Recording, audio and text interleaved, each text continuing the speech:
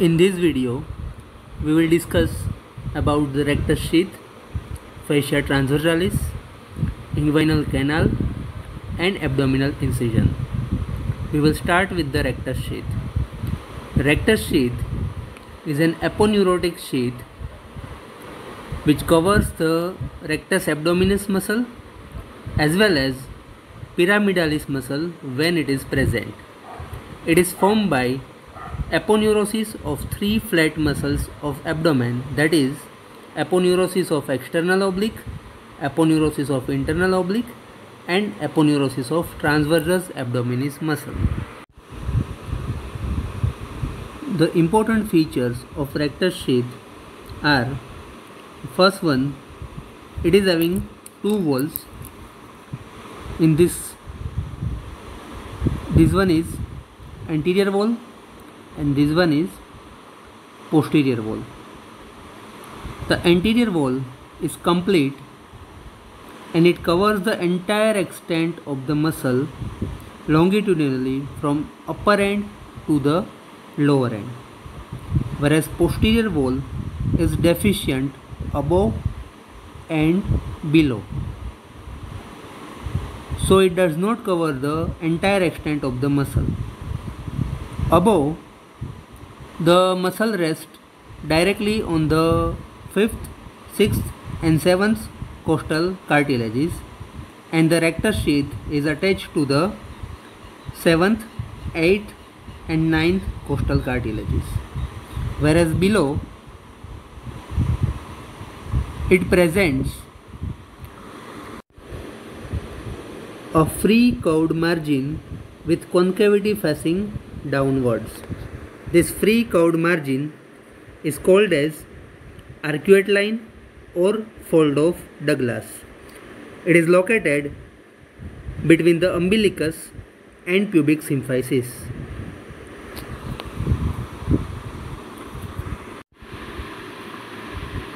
The anterior wall of the rectus sheath is firmly adherent to the tendinous intersections of rectus abdominis muscle, whereas posterior wall of the rectus sheath is free from the rectus abdominis muscle. There are two views in the formation of the rectus sheath, the classical view and the recent view. According to the classical view, the formation of the rectus sheath differ at the different level.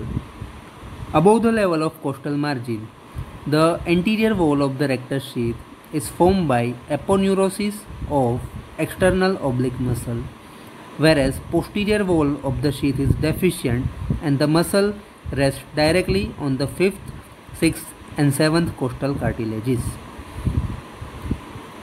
Between the costal margin and arcuate line, the anterior wall of the rectus sheath is formed by the aponeurosis of external oblique and anterior lamina of the aponeurosis of internal oblique muscle, whereas posterior wall is formed by the fusion of posterior lamina of the aponeurosis of internal oblique muscle and aponeurosis of transversus abdominis muscle.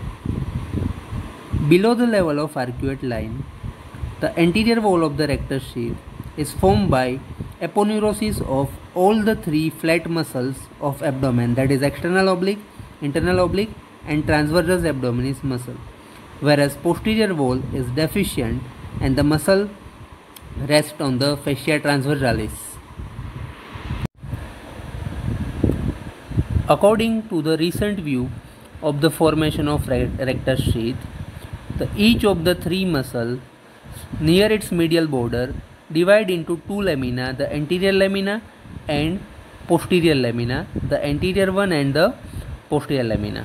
The fibers of anterior lamina run obliquely and upwards, whereas fibers of the posterior lamina run obliquely and downwards at the right angle. Thus, according to this view, each wall of rectus sheath is made up of three layers. The anterior wall is made up of two lamina of external oblique and the anterior lamina of internal oblique, whereas posterior wall is formed by posterior lamina of internal oblique and both the lamina of transversus abdominis muscle. The fibers of each of these lamina form two decussation near the midline. The first decussation with the fibers of the aponeurosis of opposite side, and second decussation in the anteroposterior direction with the fibers of the lamina of same side. The midline fibrous raphe formed by such a decussation is known as linea alba. The contents of rectus sheath include muscles, vessels and nerves. The muscles are rectus abdominis and the pyramidalis when it is present. The vessels are superior and inferior epigastric vessels which form an anastomosis, and the nerves include lower 5 intercostal nerves and a subcostal nerve. The important functions of rectus sheath include: first one, it checks the bowing of this rectus abdominis muscle during its contraction and thereby increases the efficiency of the muscle. And the second one, it maintains the strength of anterior abdominal wall. Two important applied are related with this rectus sheath. One is the rectus sheath hematoma and the second is epigastric hernia through the linea alba. If the superior and inferior epigastric arteries get unduly stretched either during severe bout of coughing or during the latter month of pregnancy, or they rupture during the blunt trauma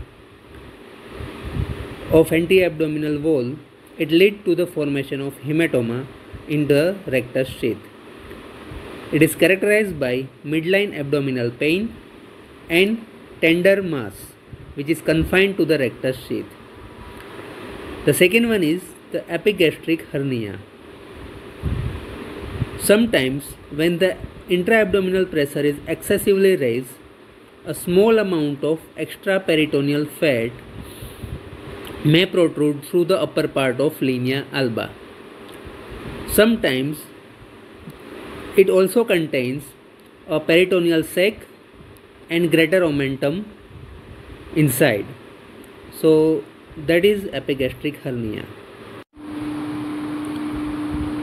Having discussed the rectus sheath, we will now discuss the fascia transversalis.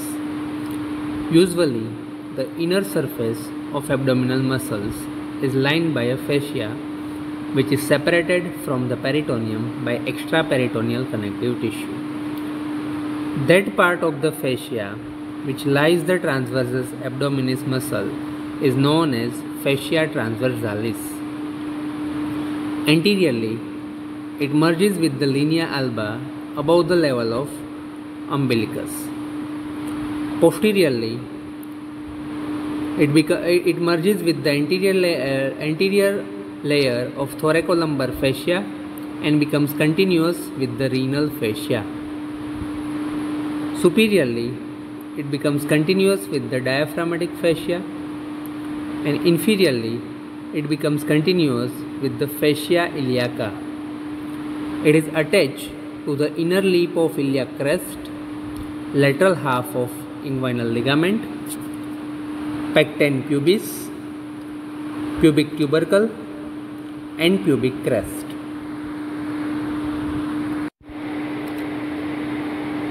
The important features of fascia transversalis include the deep inguinal ring, the internal spermatic fascia, anterior wall of the femoral sheath, iliopubic tract, and relations of important vessels and nerves. As we have discussed that the deep inguinal ring is an oval opening in the fascia transversalis about 1.2 cm above the mid-inguinal point and lateral to the stem of inferior epigastric artery. It transmits the spermatic cord in male and round ligament of uterus in the females.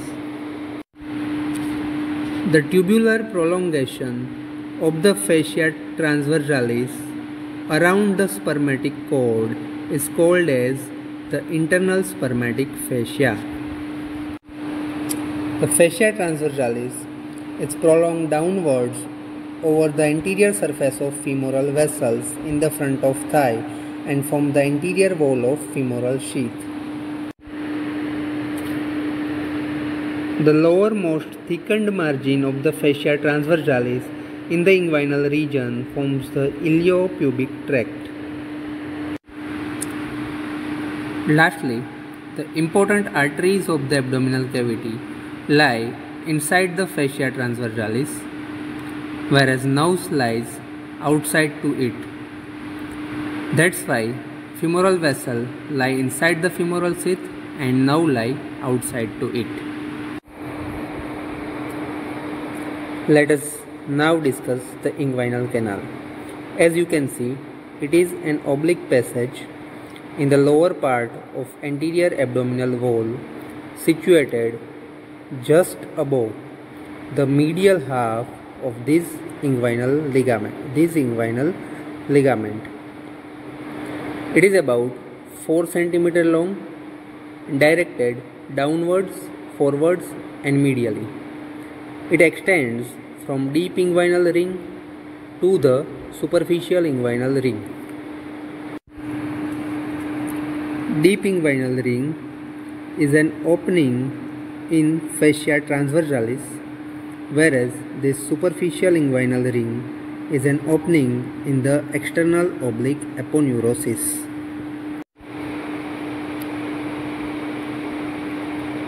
The deep inguinal ring is oval in shape, located about 1.2 cm above the mid-inguinal point and slightly lateral to the stem of inferior epigastric artery, whereas superficial inguinal ring is in the shape of obtuse angle triangle.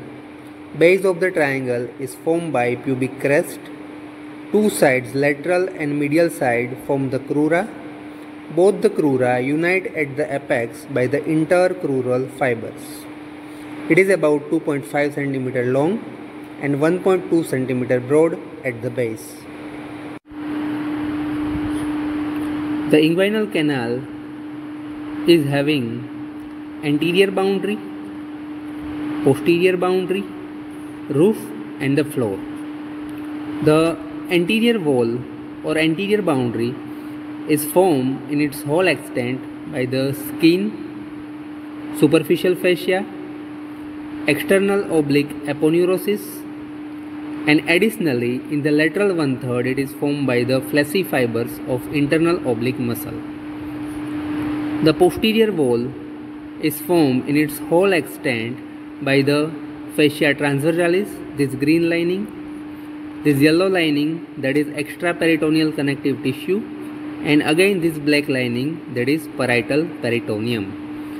Additionally, posterior wall in its medial 2/3 is formed by the reflected part of the inguinal ligament, the conjoint tendon, and the lateralmost structure, the interfoveolar ligament.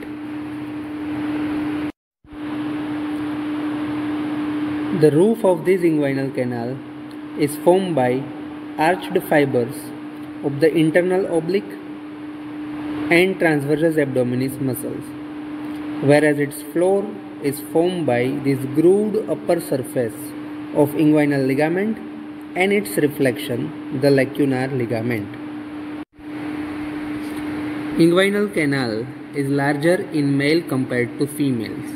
It mainly contains the spermatic cord in males or round ligament of uterus in the female, which enters the inguinal canal through the deep inguinal ring and come out of the inguinal canal through the superficial inguinal ring.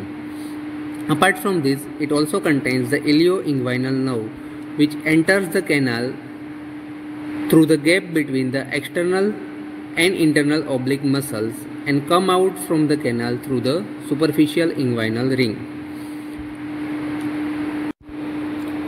The contents of the spermatic cord includes the ductus deferens, artery to the ductus deferens, testicular artery, and cremasteric arteries, the pampiniform plexus of the veins, the lymph vessels, the genital branch of genitofemoral nerve, and the plexus of the sympathetic nerves around the artery to the ductus deferens. And lastly, it contains the remains of the processus vaginalis. The coverings of the spermatic cord from within outward include the internal spermatic fascia, this green lining, the cremasteric fascia, this dotted lining, and the outermost, the external spermatic fascia, this green line. The internal spermatic fascia is derived from this fascia transversalis, and it covers the spermatic cord through its whole extent. The cremasteric fascia constitutes the muscle loops of cremaster muscle and intervening areolar tissue, and it is derived from the internal oblique and transversus abdominis muscle. That's why its covers the spermatic cord only below the level of these two muscles. And the external spermatic fascia is derived from the external oblique aponeurosis. That's why it covers the spermatic cord below the level of this superficial inguinal ring.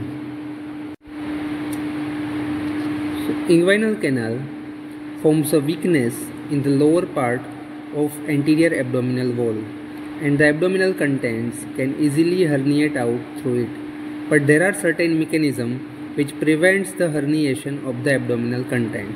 Let us discuss these mechanisms one by one. As you can see over here, that superficial inguinal ring is guarded from behind by this conjoint tendon and reflected part of inguinal ligament. Second, this deep inguinal ring is guarded from the front by the fleshy fibers of internal oblique muscle. Thirdly, the obliquity of the inguinal canal, that means superficial and deep inguinal ring does not lie exactly opposite to each other. Therefore, when the intra-abdominal pressure rises, the anterior and posterior walls of the canal gets approximated. So the passage gets obliterated, and this is called as flap valve mechanism. The fourth one is known as shutter mechanism. In this internal oblique muscle is having triple relation with the inguinal canal. It also forms the anterior wall, posterior wall, as well as roof of the inguinal canal. So when the internal oblique muscle gets contracted, the roof is approximated to the floor like a shutter.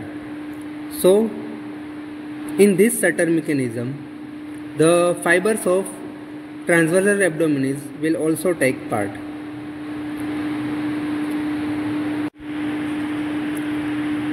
In the fifth mechanism, the spermatic cord will plug this superficial inguinal ring like a ball.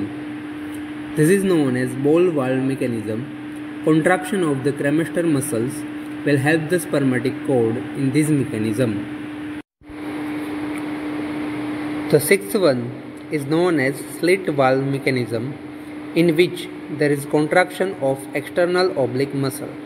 Due to this contraction, the two crura of the superficial inguinal ring will get approximated and convert the superficial inguinal ring into the slit.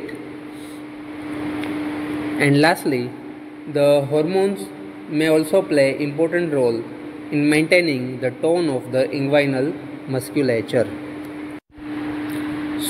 So, whenever there is rise in intra-abdominal pressure in acts like coughing, sneezing, lifting of heavy weight, etc., these all mechanisms will come into the play. They will obliterate the passage of inguinal canal as well as close the openings, the deep inguinal ring and superficial inguinal ring. So the herniation of the abdominal contents will be prevented. The abnormal protrusion of the abdominal content through the inguinal canal is called as inguinal hernia. The content could be intestine or greater omentum.